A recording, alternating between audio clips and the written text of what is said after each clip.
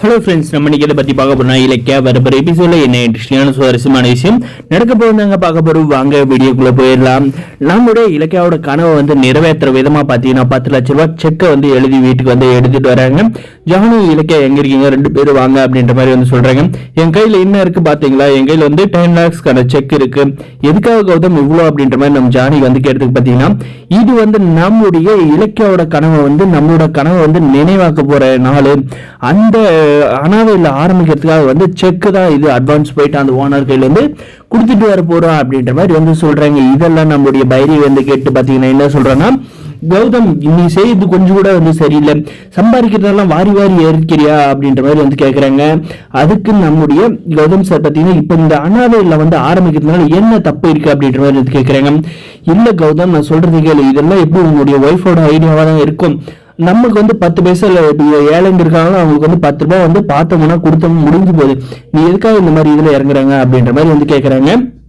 அதுக்கு பாத்தீங்கன்னா நம்முடைய கௌதம் என்ன சொல்றாருன்னு பாத்தீங்கன்னா, இதில் நீங்களாம் வந்து தலையிடாத, இது வந்து என்னுடைய காசு, இலக்கியாவோட காசு, கார்த்தியோட காசு சேர்ந்து நாங்க வந்து ஆரம்பிக்கிறோம் அப்படின்ற மாதிரி வந்து சொல்றாங்க. என்ன இலக்கியா, உங்க புருஷனை வந்து நல்லா வந்து நாங்க சம்பாதிக்கிற சொத்தெல்லாம் வந்து நீ வந்து ஒண்ணுல வந்து அழிக்கிறியா அப்படின்ற மாதிரி வந்து கேட்கறாங்க. அதுக்கு பத்தி நம்ம இலக்கியா வந்து, மேடம் நான் வந்து என் புருஷனோட காசை தான் அழிக்கிறேன், உங்க காசை ஒன்றும் அழிக்கல அப்படின்ற மாதிரி வந்து சொல்றாங்க. அதுவும் போக நீங்க வந்து எவ்வளவு பெரிய ஃப்ராடுன்றதெல்லாம் எனக்கு வந்து நல்லாவே வந்து தெரியும்.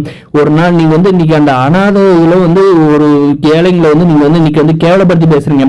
அதே இல்லத்துல நீங்க வந்து ஒரு நாளைக்கு வந்து தங்குற மாதிரி இருக்கும், நல்லா யோசிச்சு பேசுங்க அப்படின்ற மாதிரி நம்ம இலக்கியா வந்து சொல்றாங்க.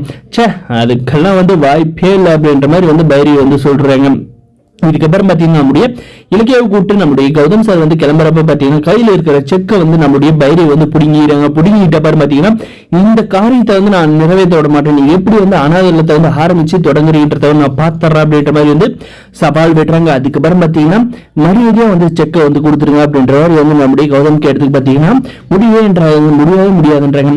கௌதம், நீங்க எதுக்காக வந்து அவங்க கிட்ட வந்து கெஞ்சிக்கிட்டு இருக்கணும், நம்ம வந்து வாங்க வேண்டிய வழியில வந்து எப்படி வாங்கணுன்றது நமக்கு வந்து தெரியும். அந்த செக்கை வந்து அவங்களா வந்து நம்மளை வந்து கொடுத்து வழி அனுப்பி வைப்பாங்க, நீ வந்து பாரு கௌதம் அப்படின்ற மாதிரி வந்து கண்ணிலே வந்து சைகை பண்ணிட்டு நம்மளுடைய இலக்கியா பாத்தீங்கன்னா, அப்படி என்னடா அந்த பைரியை வந்து ட்ரம்ப் கார்டு வச்சு மிரட்டுறாங்கன்னு பாத்தீங்கன்னா எல்லாருக்கும் தெரிஞ்ச விஷயம். அந்த பைரியை பாத்தீங்கன்னா கொலை பண்ண மாதிரி வந்து வீடியோ எடுத்து வச்சுக்கிட்டு இருக்காங்க. அந்த வீடியோ வந்து தான் காட்டி வந்து மிரட்ட போறாங்க.